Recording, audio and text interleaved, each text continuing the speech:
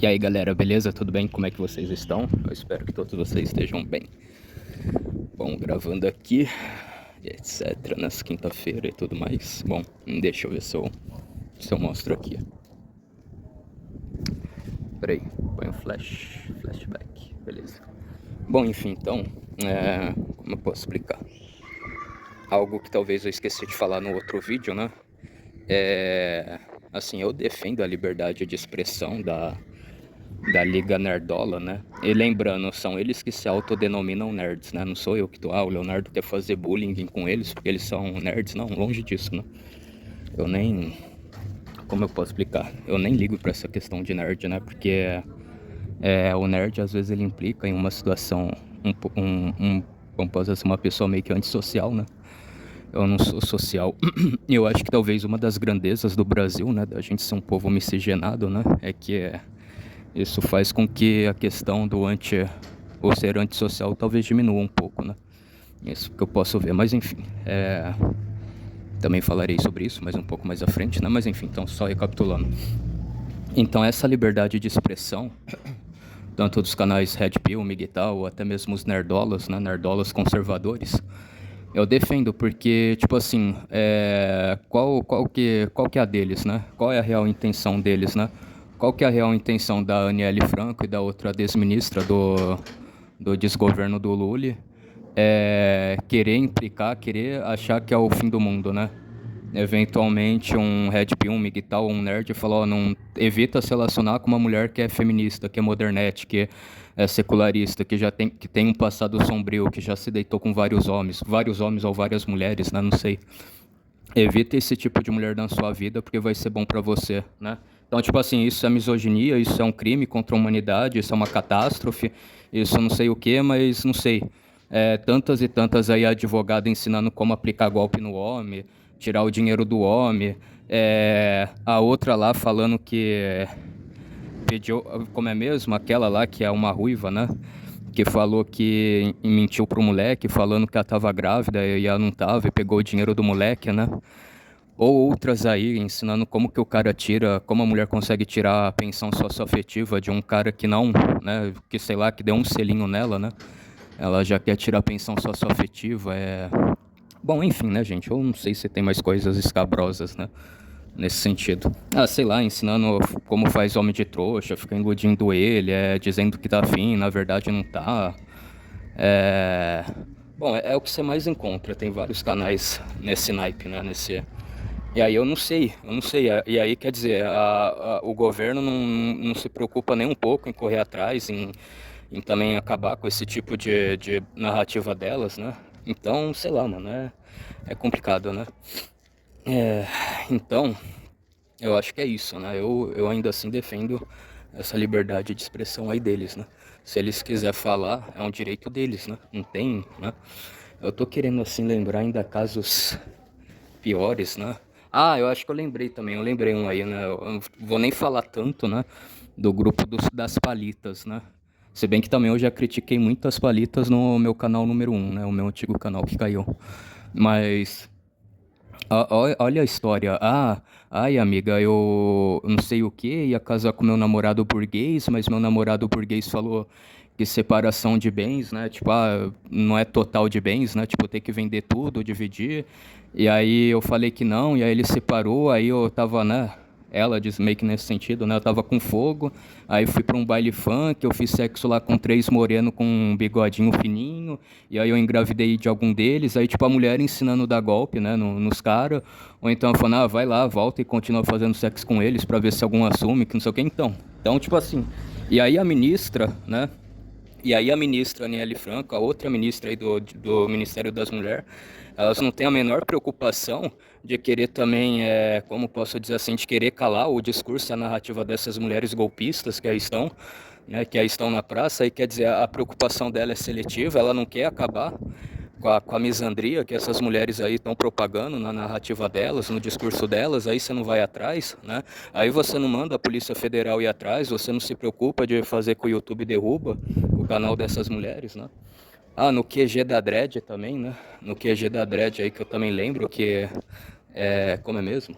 Bom, eu só não vou lembrar exatamente o nome o nome oficial dela, né? O nome do documento dela, não sei, né? O nome de nascimento dela, né? Acho que é QG da Dredd. Ela colocou como é mesmo o nome? Um cachorro, né? Um pitcher pra comer um bolo nas partes íntimas dela, né? Mas dava pra ver a vagina dessa garota, né? E, poxa, aí o YouTube não retirou do ar, não retirou a monetização dela. A ministra das Mulheres, Aniele Franco, não se preocupa nem um pouco em também querer acabar com o conteúdo da Dredd, né? Então você vê que é ridículo isso daí, né? Então isso que também eu precisava falar, né? Bom, agora peraí. Eu também quero falar aí, né, sobre a corrupção do judiciário, só que aí obviamente que eles não mandam pro Foro de São Paulo, né? Porque eles já têm propriamente o executivo que faz isso, né? Então, e aí infelizmente também acabaram com a lava-toga, né? Isso daí também foi muito ruim, né? Nesse sentido. E pera aí, gente, tava falando sobre isso, ainda pretendo falar aí sobre como é mesmo a relação. Pretendo falar aí sobre a relação do Bolsonaro com o Ricardo Salles. Nossa, o avião. Deixa eu ver se eu filmo.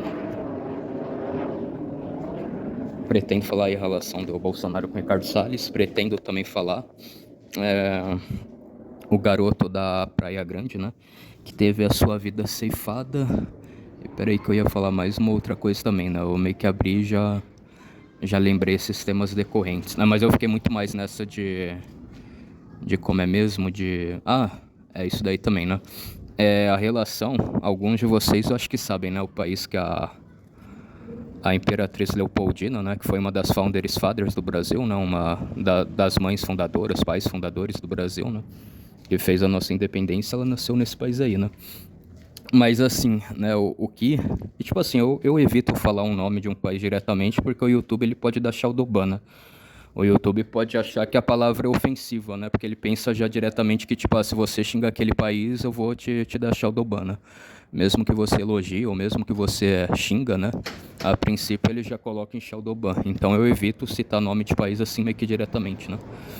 Eu fiz uma amizade com uma garota desse país aí que ela trabalha com sabonete, né? Ela faz sabonete, esculpe sabonete, né? Umas esculturas em sabonete bem legal que ela faz, né? Não sei se seria tipo sabonete glicêmico, né? Artesanal, mas bem interessante, né? Mas enfim. E o país aí que a Imperatriz Leopoldina nasceu, eu acho que etnicamente falando, né? Eles fazem parte, né? Eles são um povo, eles também são um povo do país maior, né? Que os compõe, né? Eu vou tentar falar isso de uma maneira melhor, nesse sentido, né? Porque, tipo assim, se a gente for ver a risca, só um exemplo, tá, gente? É um exemplo esdrúxulo, né? Talvez impossível de se acontecer, né? Mas se, por exemplo, o estado de São Paulo, só o estado de São Paulo, que o estado de São Paulo é o estado mais rico do Brasil, né? Goste ou não. O estado de São Paulo, ele proclama a independência, ele fica independente do restante do país inteiro, né? Ele vira um país só, né? Ele rompe com Brasília, a gente rompeu com Brasília, a gente rompeu o Pacto Federativo, não sei o que, então a gente é um país independente, a gente, né? Não faz mais parte do restante do Brasil, não é só um exemplo. Então, tipo assim, São Paulo, né? São Paulo virando um país independente, não sei como seja, né? E aí, o que talvez nesse sentido eu ia falar? Vamos só supor, né? Vamos só supor que a ONU, né? Aliás, certa Organização das Nações Unidas, ela falasse, não, a gente reconhece, né? A gente reconheceu o estado de São Paulo, né? A gente apenas reconheceu o estado de São Paulo como Brasil, né? O estado de São Paulo inteiro, né? Pós sua independência ao Brasil. Os outros estados não são Brasil, né? Os outros estados são os outros estados, né? Os outros estados, sei lá, pode ser derivados, pode ser, como pode dizer assim, derivados, pode ser, sei lá, estados fantoches, pode ser qualquer coisa, mas o Brasil oficial é só o estado de São Paulo, né? Vamos só supor, só supondo, né?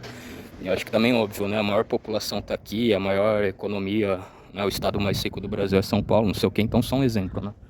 Só um exemplo que vamos ainda supor que a ONU fizesse essa cagada, né? Falasse só São Paulo é o Brasil e o resto é o resto, né?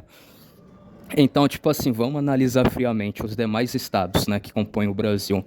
Paraná, Santa Catarina, Rio Grande do Sul, Minas Gerais, Rio de Janeiro, Espírito Santo, o Nordeste, o Norte do Brasil, o Centro-Oeste do Brasil, né? Todos os demais estados, né? Todos os 26 estados e mais o Distrito Federal. Bom, então, gente, voltando que a câmera aqui deu uma desligada, mas então recapitulando o raciocínio, né? Então, tipo assim, há todos os 26 estados, né, que compõem a federação e mais o Distrito Federal. Talvez qualquer um desses, eles deixariam de ser brasileiros, tipo, etnicamente falando, culturalmente falando, talvez, que mais, racialmente falando, não, né? Todo mundo ainda seria brasileiro, né? A gente ia poder falar, sei lá, um paranaense, um catarinense, um gaúcho, um matogrossense, um baiano, um mineiro, nordestino, que mais? Qual outro lugar que eu posso falar? Nortista, sulista, nordestino, centro-oestiano, né? Não sei, matogrossense, qualquer um desses eles deixariam de ser brasileiro, etnicamente falando, culturalmente falando, racialmente falando, não, né? Todos eles ainda continuariam sendo brasileiros, né? Independentemente da resolução da ONU, né? Então acho que isso que aconteceu agora, óbvio, né? Óbvio que os demais estados eles têm a cultura completamente diferente de São Paulo, né? Muitos estados, né? Tem a cultura completamente diferente de São Paulo. Acho que assim, pelo que eu estudei da história, pelo que eu vi, eu acho que algumas coisas, né, alguns traços ainda da cultura de São Paulo, né, a cultura paulista, talvez ainda está um pouco presente em Goiás, né, porque Goiás também foi uma cidade fundada por bandeirantes, né, pelos bandeirantes, algumas coisas de Minas Gerais, que até hoje deve ter estrada real, né, se eu não me engano, acho que tinha estrada real que ligava São Paulo para Minas, né, também, mas agora deve estar tudo abandonada, né. Deve ser rota de terra apenas, né? Estrada de terra, né? De chão batido, terra batida, né? E eu acho que também o parte aí de Porto Alegre também foi fundada por bandeirantes daqui de São Paulo, né? E depois teve as famílias lá de Açores, né? As famílias açorianas, então é isso, né? Mas de qualquer forma é isso, nenhum estado deixaria de ser etnicamente, culturalmente falando, brasileiro, né? Isso é fato, né? Então é o mesmo caso deles, né? Eles tiveram essa separação, né? Mas de qualquer forma aí o país onde a Leopoldina nasceu, né? A Imperatriz Leopoldina nasceu, não deixou de ser etnicamente, racialmente e culturalmente do grande, né? Do país maior, né? Que seria a mãe fundadora, né? Vamos assim dizer. Mas enfim, né?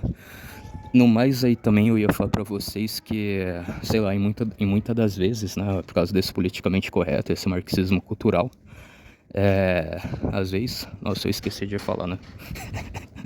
Vou citar um exemplo aí, né? Uma amazonense, manauara, bem parda, muito parda, né? Linda, maravilhosa, né? Mas enfim, isso é brincadeira. Agora só recapitulando. No Brasil, às vezes, né? Por causa desse politicamente correto, desse marxismo, desse gramscismo cultural, às vezes, parece que às vezes é meio um tabu você falar, sei lá, de raça, né? Raça, credo, etnia no Brasil, né? Sobre a racialidade, né? Mas assim, ao que tudo indica, né? Ao que a gente vê, os principais povos que compõem o povo brasileiro é o indígena, né? Sobretudo, eu acho que o tupi, né? O tupi-guarani. E também uma coisa que também não é muito explorada nisso, né? Que eu acabei de lembrar, é tipo assim, eles falam, os tamoios teve uma resistência, não sei o que, mas depende, não dá pra saber onde que exatamente, né? O pessoal do velho continente deixava construir as suas casas, suas feitorias, né? Então não dá pra saber, né, se realmente teve uma resistência, né? E nisso daí o povo do velho continente que teve amizade com os tamoios aprendeu a tomar banho, né? Alguns usam isso de maneira depreciativa, né, para depreciar os lusitanos, né? Falar que pelo menos os francos eles passavam perfume em cima do fedor deles, né, do suor deles, mas os lusitanos nem isso faziam, né? Nem passava perfume para disfarçar, né? Agora os francos passavam, né?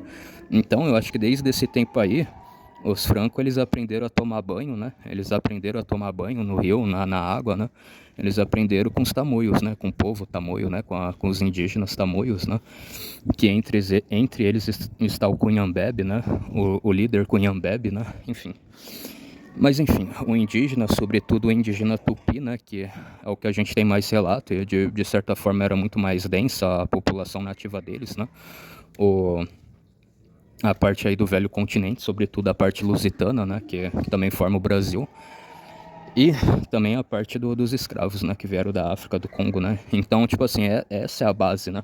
Isso que o José Bonifácio ele falava, né, que essas três raças se misturariam, né, e dariam origem à raça, ao povo brasileiro, né? Então, basicamente é isso, né? Mas se a gente fala, às vezes, muito isso, né, em redes sociais, nas coisas, nas escolas, eles vão querer fazer de tudo para cancelar essa narrativa, né?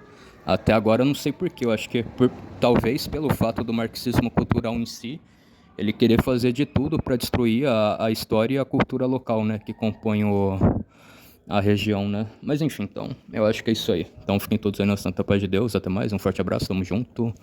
Falou até... Ah, gente, agora eu lembrei, nossa, que bom, que maravilha. Eu acho que é com relação aí também ao Demétrio, né? O Demétrio aí que é o jornalista aí da Rede Goebbels aí que eu acabei de ver. O Demétrio, ele falou que o o André Mendonça, ele votou certo em proibir que a Xandeca, né, ela fosse o relator dessa questão aí que está tramitando no STF, né. Só que eu acho que aí é que tá óbvio, né, eu acho que é óbvio que da parte do direito, do Código Penal, acho que é óbvio o Alexandre, a Xandeca, ela ser a relatora dessa, como é mesmo, desse julgamento, pelo simples fato que é assim, ele é o juiz, ele é o advogado, ele é o carrasco, ele é o cara que prende, ele é o cara que manda julgar, ele é o cara que manda investigar, ele é o cara que manda prender, ele é o cara que manda tudo. Então, óbvio que ele não poderia, né, estar nessa situação, tinha que ser outra pessoa, porque isso daí ele está moralmente comprometido, porque isso quer dizer a respeito dele, né? É a mesma coisa, é a mesma coisa um desembargador pegar um caso no qual a mãe dele, né, a mãe, a irmã, o irmão dele fez algum crime. Aí é meio que óbvio que esse desembargador ele está emocionalmente comprometido, né, com esse caso, e é óbvio que ele vai ser tendencioso, né? Você acha que esse desembargador ele não vai querer se preocupar em absolver a mãe dele, a mãe, a irmã, né? A mãe ou a irmã dele ou qualquer um da família dele que cometeu algum crime, é óbvio que ele vai ser tendencioso, enviesado nisso daí, né? Que ele está emocionalmente comprometido. Então, óbvio que também é o caso do Alexandre de Moraes, né, da Xandec, não era para estar fazendo isso, né? Mas eu acho que aí é que tá, cancela tudo isso e esse caso vai para uma vara criminal menor, né? A primeira vara, a segunda vara, não sei lá quantas instâncias, a primeira, a segunda instância, aí depois sim vai para o STF, né?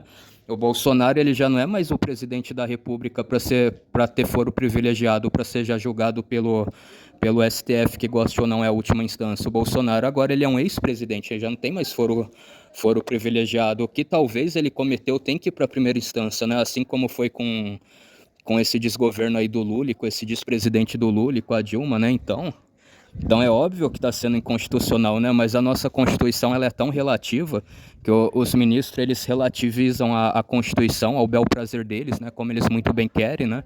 Então isso é óbvio, né? Mas enfim, galera. Então eu acho que sem mais delongas, sem mais enrolações, esse foi o papo de hoje, né?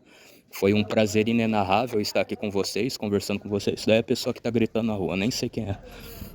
Peraí, deixa eu vir pra cá. Então isso daí é o vizinho batendo portão. Então é um prazer inenarrável estar aqui com vocês. Meu muito obrigado pela audiência de cada um, né? Fiquem todos na santa paz de Deus. Até mais, um forte abraço, tamo junto. Falou, passou a régua e até mais, galera. Tamo junto.